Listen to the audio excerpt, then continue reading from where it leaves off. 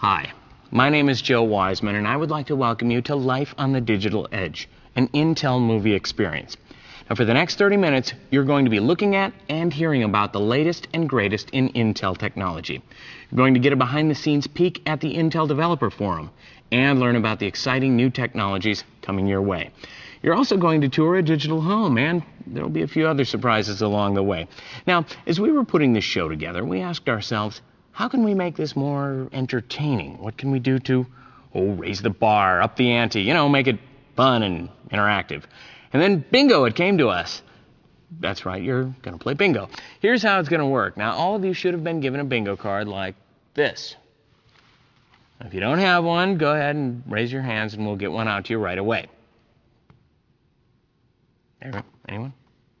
Okay. You'll see that the bingo card has phrases on it instead of numbers. So, phrases. During the next movie, a bingo ball will appear at certain times with a phrase on it, just like this. If you have this on your card, go ahead and circle it. And by the way, even though all your cards are different, everyone will have this square. It's your free space. Again, circle it. So if you get 5 squares in a row, say, vertically or horizontally or even diagonally, well, you get bingo. And what do you win? Those of you who get bingo automatically become eligible for the first processor bundle raffle that will be held at the end of the movie. Again, you've got to have bingo to be eligible for the raffle drawing. Now, around the room are Intel champs, and they're going to be looking for winners, so you've got to shout bingo as soon as you have 5 squares in a row. Now, don't do this. Bingo? Shout it out like this. Bingo! Because you want to be sure that you're heard and you don't want to be left out. Oh, one more thing. Make sure you actually have bingo when you shout bingo. Because you can imagine, it might be embarrassing otherwise. Now, let's talk about the next segment. We're taking you on an exclusive tour of the Intel Developer Forum in San Francisco, California. The Intel Developer Forum is the place where developers, engineers, and researchers all flock to get a glimpse of what's new in Intel technology. Now, no one gets in without security clearance, and no one leaves without a bag full of freebies. To guide us on our journey through IDF are 2 intrepid reporters, Tanya Wilson, a tech expert of sorts, and Eric Webster, who is not. Now, this could be interesting. Let's go to San Francisco right now and see what Tanya and Eric found. Oh, and remember, if you get bingo, shout it out. Hi, I'm Eric. And I'm Tanya. Today we're hanging out at the Intel Developer Forum in Moscone West Center in San Francisco, California. And I'm a little nervous about this because I don't know a lot about technology. I'm the guy that walks into your store asking all those really stupid questions. There's nothing wrong with that guy. That guy's charming. Thanks. You're welcome. And the Intel experts also like that guy. They like to help you out. They're going to help us out today. They're going to teach us all about mobile technology, the latest Intel processors, the digital home, and so much more. Wow, sounds like a lot of fun. It's going to be. Let's go check it out. Yeah. Can you believe we did that without wearing pants? I know, it's crazy. What do you guys got going on? Oh. We've got our USB 2.0 product line. USB 2.0 product line, right here. I recognize it. Fantastic. I thought you guys had ice cream here. Wow, is this stuff free? Is this free? All right, we're here with Jen Lashua, who's going to tell me everything I need to know about desktop processing. Isn't that right, Jen? I'll do my best. Good. Because I'm clueless about the whole thing. So let's start basic here. What's the most basic desktop processor out there? Well, a great processor for a basic user or a first-time buyer is an Intel Celeron processor. This is going to be great for tasks like email, word processing, or home finances. Sounds like it'd be a good one for my parents whose VCR is still flashing 12, right? That would probably work well. Okay. Let's move on to what's the next one up from that? So up from that, you would find the Intel Pentium 4 processor with hyperthreading technology. Oh, hold on. Hyperthreading. I have no idea what hyperthreading is, unless Han Solo has it in the Millennium Falcon. What is hyperthreading? Well, hyperthreading is a technology that Intel designed into the chips to enable them to do more than one task at one time. So if you think about a Celeron processor, which is great at doing one task at one time, or what we call serial processing, a Pentium 4 processor with HT technology can do 2 things at once, or multitasking. Right, okay, hold on. Let me try and wrap my head around that.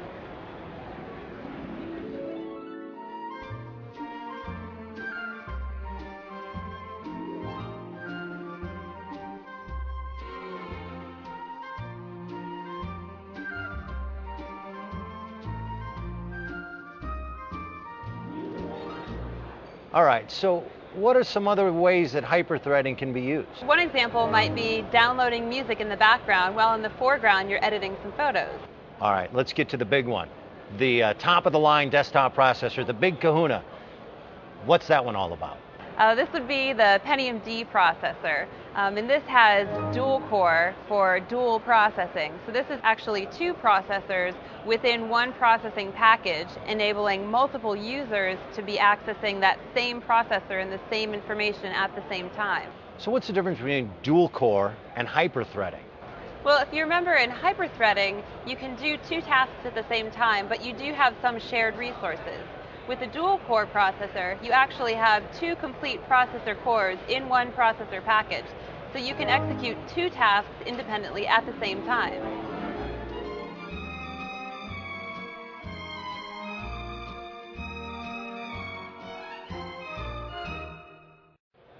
Anyway, what else did the Pentium D do for us?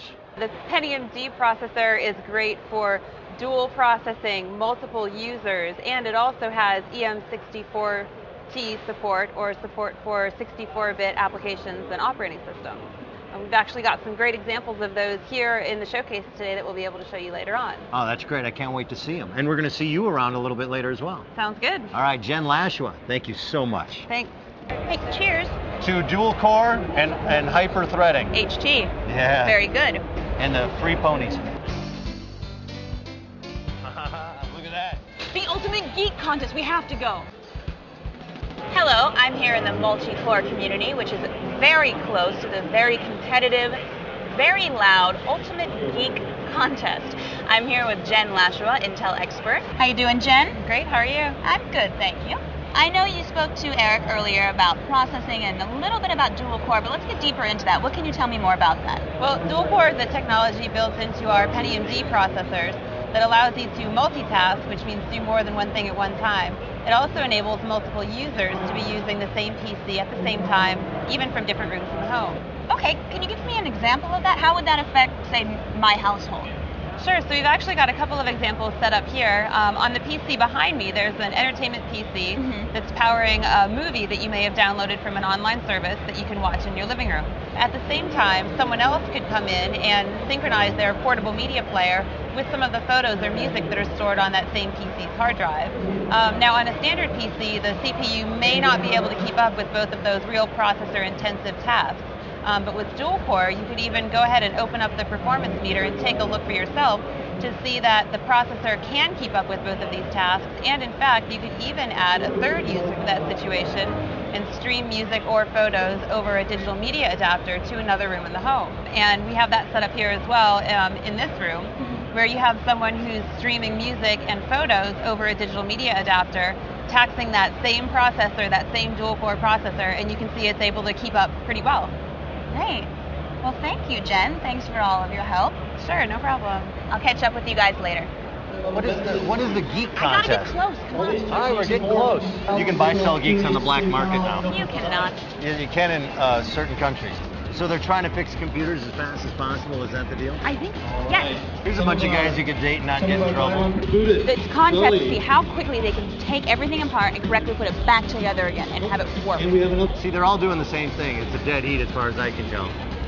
You know what's great? What? All these guys are wearing glasses, but none of them have tape on them. Another guy He's with up a and running. microphone. He's up and running. Oh, he's up and running. Awesome. Everyone has achieved phase 1 completion with 17 minutes remaining. This is excitement. All right, now we're here with Phil Lowry, and we're here in the digital home and digital furniture and digital carpet, and I'm sure you have a digital family around here somewhere. Thanks so much for letting me in here. Eric, it's my digital pleasure. Yeah, okay. Now, this over here is a computer, but it's not like any computer I've ever seen. What exactly are we looking at? Well, what you're seeing here is the next generation in PCs. We're taking the power and flexibility of the PC that you're used to in your office, and we're bringing it out to the living room so everybody can enjoy it. And it's great because it looks like a speaker. Well, Eric, that actually is a speaker. The PC's underneath it. I knew that. It's just testing you. Okay, what exactly can you do with this? Well, in addition to your normal PC functionality of surfing the web, using email, you can actually watch live TV, you can record your TV, you can burn DVDs, you can stream content to the other room. I could go on for hours. Well, how does that exactly work? How is it able to do that? Well, the power built into the 945G chipset allows you... Oh, hold on. Chipset. You got to explain what that is. Okay. Well, the chipset is the thing that actually allows the Pentium D processor the ability to talk to the peripheral devices. And that allows it to do? That allows me to do high definition video right off the motherboard. It allows me to do high definition audio, 7.1 surround sound for that fantastic sound that you hear. So, with this, you can do everything you want to do on your normal computer, and you can watch TV, and use it as a DVR, and communicate with everything else in the house. Exactly. That's fantastic. It's great. Would you like to see it in action? I want to see it work, absolutely. Great. Let's go to my house. Really? You're inviting me over? Absolutely. I've never been invited to anybody's house before, Phil. This is going to be exciting. Can we do it now? Can we make it tomorrow? I need a chance to go hide the valuable. Right, my schedule's pretty clear. I'm going to Phil's. You know where we are? Where? This over here is a computer, but it's not a computer. It's better than a computer because it looks like a speaker, but it's not a speaker. And you know, you can go to the internet and you can download stuff, and it works like a TiVo, and you can crack FBI codes. What? Yeah, no, he didn't tell me that, but I kind of inferred that. And then this thing has dual core hyper kids in it, and these hyper kids scream really loud, and then something's really hyper, and then they communicate with everything else in the house. And that way, you never, ever, ever have to get off the couch. Ever. Couches. Television. Look at the definition on this thing. Fabulous. Hey, we still got work to do. Work? Yeah, work. Good one. Are these free? No. One thing we saw at the Intel Developer Forum was the use of laptops. Everywhere we turned, people were using Intel Centrino mobile technology. So I decided to go get the inside scoop on the latest and greatest developments. The Intel Celeron M processor offers excellent value and performance for your everyday computing tasks. But if you want Intel's best technology for laptops, it's the Intel Centrino mobile technology. I'm here with David Marsilia, who's going to talk to us more about that. David, I know that the Intel Centrino mobile technology has changed. What can you tell us about the evolution? Well, Tanya, as you know, with Intel Centrino mobile technology, there's really three components. We have the Intel Pentium M processor, our latest chipset, and a wireless component. Well, in our next generation Intel Centrino mobile technology, as you can see here in this current laptop, we actually have a lot of new features. One of them is, for the Pentium M processor, you can now enable up to 533 megahertz front side bus. You can also have up to dual channel DDR2 memory support as well. Now, some of the other features that you'll gain would be like a serial ATA hard drive. Now, we also have an integrated graphics solution that is brand new for Centrino as well, and that is the Intel Graphics Media Accelerator 900. This is a great solution for basically your everyday user that uses Centrino mobile technology and wants to have a great graphics experience. So that must be excellent for gaming too. Actually, that's perfect for gaming. Gamers now can really get a complete package with our latest and greatest Intel Centrino mobile technology and gain a great entertainment in and around the home and on-the-go experience. Great, thanks for all your help, David. Thank you. Let's go see if Eric's been kicked out of. Oh, looks like y'all got bingo. What a surprise. Congratulations. I didn't see that coming. Hey, now you're all eligible for the drawing of the first processor bundle at the end of the movie. And by the way, if you didn't get bingo, take a closer look at your card because I can promise you, you did. However, you're still going to want to pay close attention to the rest of the movie because there's going to be a quiz at the end and you're going to have to complete that quiz to be eligible for the second processor bundle raffle drawing.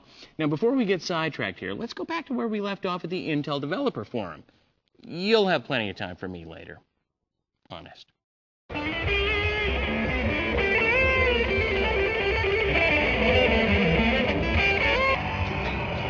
Dual-core girl, you're hyper a lot. Here's another song about that guy. I love ham.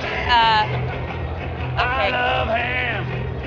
Take that Camaro ham. Are we there yet?